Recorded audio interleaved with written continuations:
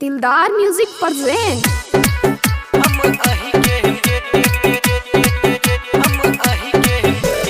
Music by DJ Umesh Bazar.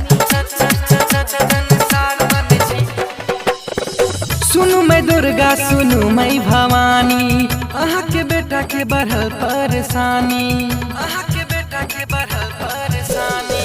सुनु मैं दुर्गा सुनु मैं भवानी, अहाँ के बेटा के बढ़ल परेशानी। मैं अहाँ के दुआर पर पुकार कर छी, हम अही के माही संसार मन छी, हम अही के माही संसार मन छी, हम अही के माही संसार मन छी।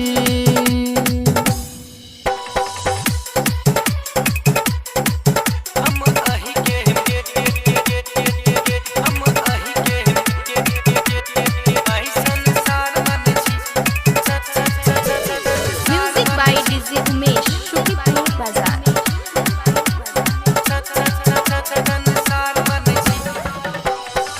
गेल सबके दुआर पमाई, भेटल खाली तिरस्कार माई, भेटल खाली तिरस्कार माई।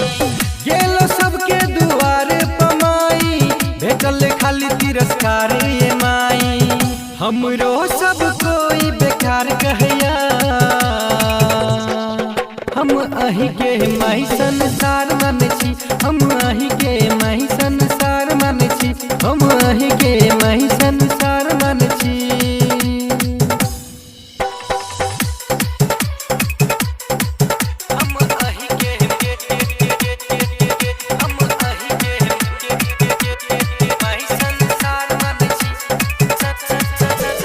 म्यूजिक बाय डीजे उमेश बाजार।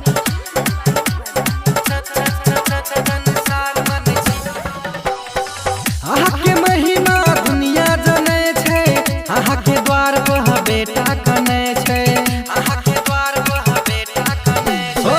अहाँ के महिमा दुनिया जाने छे, अहाँ के द्वार पर बेटा कने छे।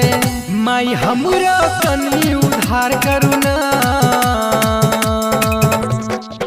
हम अही के माही संसार मन छी, हम अही के माही संसार मन छी, हम अही के माही संसार मन छी। दिलदार रिकॉर्डिंग स्टूडियो जनकपुर 16। संपर्क नंबर 98 178 34 5 83।